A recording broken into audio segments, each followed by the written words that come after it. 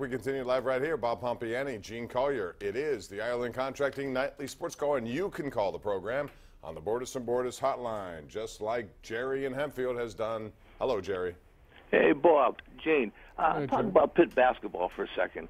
Before the season started, everybody's talking about finding a coach and who's going to coach and how good it's going to be. And if they did get a coach, how are they going to start out with new players? And they got a gel. It's going to be maybe a bad year because it's the first year. Well, they won 2 games already, and they won by over 20 points. So that seems like a pretty good start from what everybody was talking about. Well, it's going to be a rough year. Non-conference, and they won their 3rd game tonight by 9 over Troy. So, Jerry, they're 3-0. Troy is one guy, by the way. It is, but he's a mighty guy. It's very good. I don't draw any conclusions until I see them in conference play. And the ACC is as deep as any conference in basketball, Gene. It's going to be a tough assignment for them to win more than probably 6 or 7 games in conference. In conference, it's going to be an accomplishment if they win 1. They won none last year, Bob. I know. None. You're not saying they're going to. I think they have enough talent to beat some bottom feeders on that. To win 5 or 6 games in the conference. Yeah. No, they don't. Okay. Okay. Little wager? Sure. What do you want to bet? How about, who's our sponsor? Don't answer. How about One Roof? All right. Gary, Ireland, are you listening to that? All right, let's go out to line 2. That's Dave in Bedford. Hey, Dave, how are you? Good, Bob. How are you? Fine, thanks. Gene? Hey. Hey, Bob, the Roberto Clemente Museum is open on November 17th to the public, and they don't publicize it that much. And I live in Bedford, and my buddy lives in Ohio. We went the last time they had it, and it was fantastic. If you're a Roberto Clemente fan, for $20, you don't want to miss that. Yeah, it's great to do it, and you should. Yeah, you don't hear it publicized much, but they don't do it that many times a year. Right. And I just thought maybe if you'd put that out there and people would. Well, you just did. You just did. Okay. This should give you a finder's fee. Pretty clever. Thanks very much. Pretty clever. Line 5, we go. Pete in Squirrel Hill. Pete, you're up.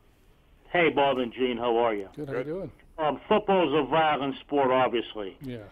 First couple years in the league, Le'Veon Bell making what, $400,000 a year, $800,000 a year.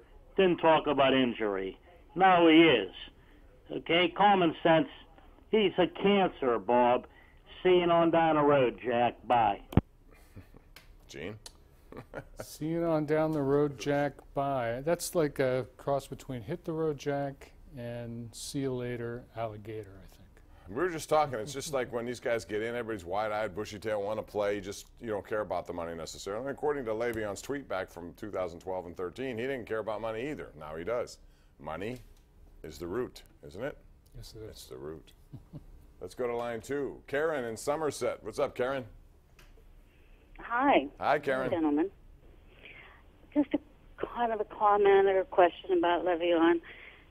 Nobody's really seen. Why would a team pay, like say next year, a team pay? Because they're desperate. $50 million. I don't know if they're going to go that Somebody high. that they haven't seen. No, they know what he is. 17 months. They know what he is. Months. The problem is one team will be desperate, and they want to win so badly, and there are so many bad teams out there that one team, and that's all he needs is one team. So, Karen, the question is, Gene, does he care about winning? Apparently not. Winning doesn't matter, because if it did, this would be his place. Now, he tweeted throughout the course of this year even that he wanted to be in Pittsburgh. This was the place he wants to be. Well, it's your choice then, Le'Veon. Be here. They're paying you enough. That's, and you'll make more next year. You're not going to be here next year because that's already been determined. That situation is come and gone, Gene. But somebody will pay him. I still do not believe it's going to be anywhere near what Gurley got in guaranteed money. That's just my opinion.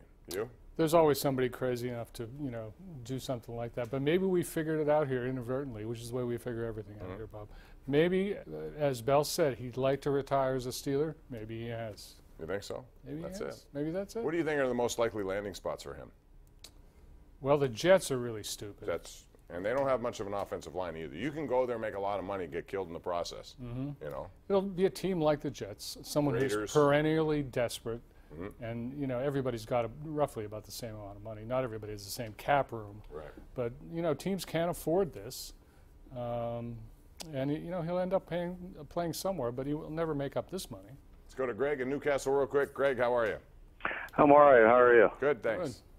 Okay, Ed Bichette wrote in today's paper, the Steelers could have put the non-exclusive franchise tag on Bell. That would have allowed him to shop himself to the NFL to other NFL teams that sign an offer. The Steelers could have matched or let him go and receive 2 first-round draft picks.